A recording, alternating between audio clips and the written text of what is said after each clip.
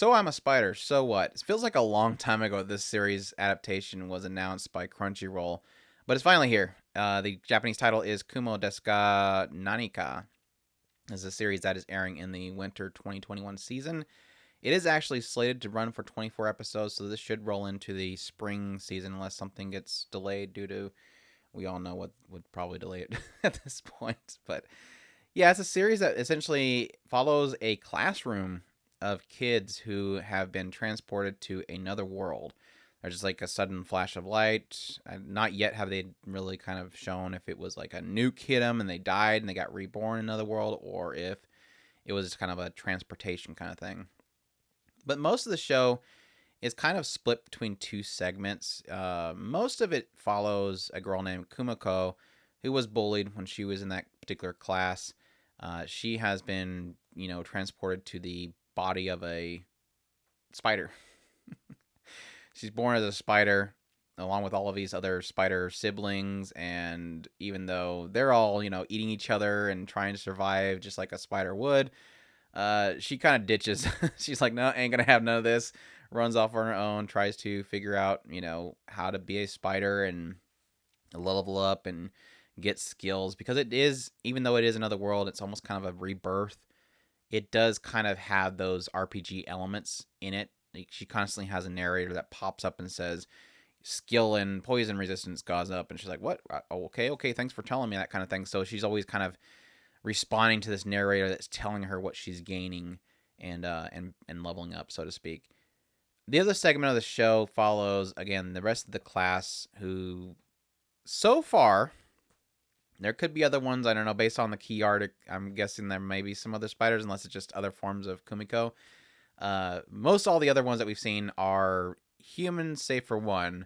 The one that was actually bullying Kumiko, she became a kind of dragon, like a dragonkin, small dragonkin, and the rest of them are just different, mostly nobles, like princes and princesses, and like elves and stuff like that, and they're all basically enjoying the best of life, actually, pretty much. They're all noble families, living pretty well off and all that kind of stuff.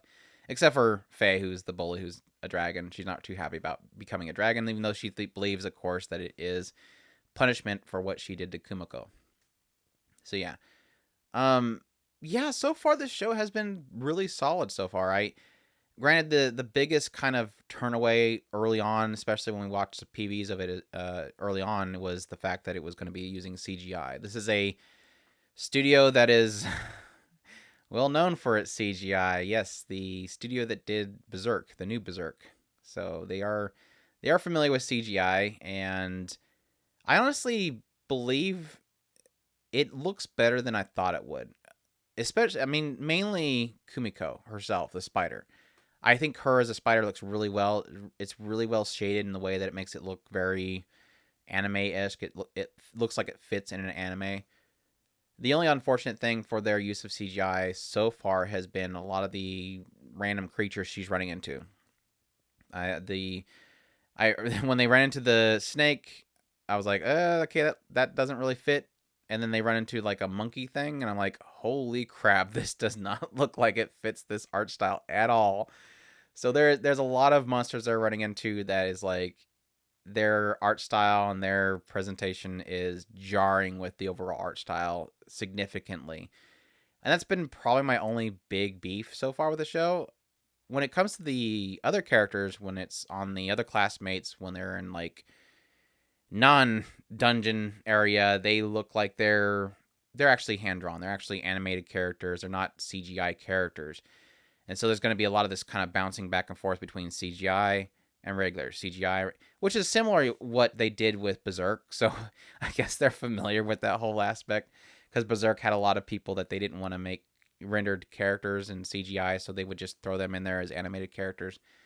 But even with the other characters, their animation is kind of good in some areas, really good in some areas actually, and then in other areas they kind of, it feels like they're cutting corners, or I just don't even know what's happening on the screen. There was this whole situation where they're fighting this dragon, and at some point Faye jumps in, and suddenly I'm like, I think she's chomping on him, and I think he's cutting the thing. I guess it's dead. All right, cool. I didn't really know what was happening on the screen at the time, but something happened. But yeah, it's got really weird angles too, camera angles. So yeah, that's my thoughts on the animation overall. I think it's a lot better than I thought it would be. Um, I would say that's really good, minus the fact that they have some really weird CGI rendered characters that don't fit the art style at all, kind of thrown in there like the monkey and the snake and stuff. So, but the show itself, the story itself, I'm mixed in some regards, and I'm really enjoying it in other regards. I think it as a show about leveling up. I think we all know uh, Reincarnated as a Slime was a show that kind of opened up the similar fashion where you had the main character get reincarnated into the world. They were the lowest level of all levels of creatures, and then you followed him as he kind of gained abilities and got stronger, and eventually got out of the dungeon.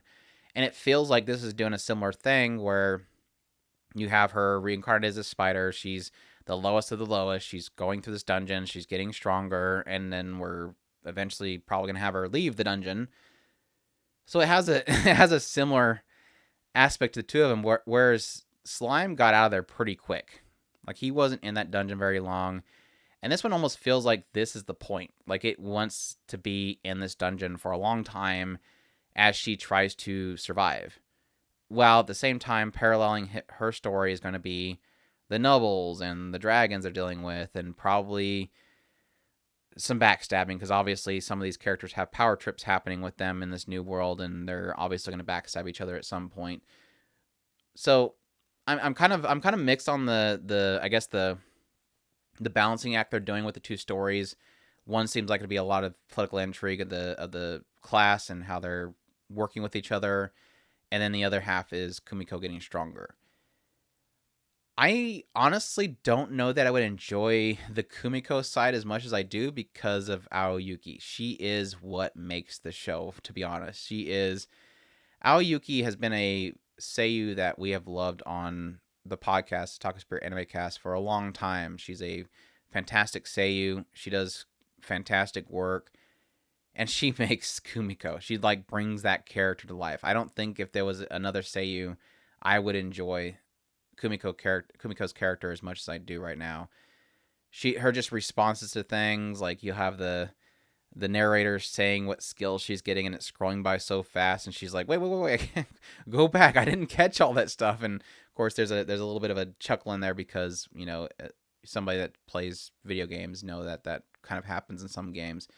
The Dr. Stone references they've got in there, they have some Spider-Man references there, a lot of the goofy pop culture and media references kind of mixed in there as well.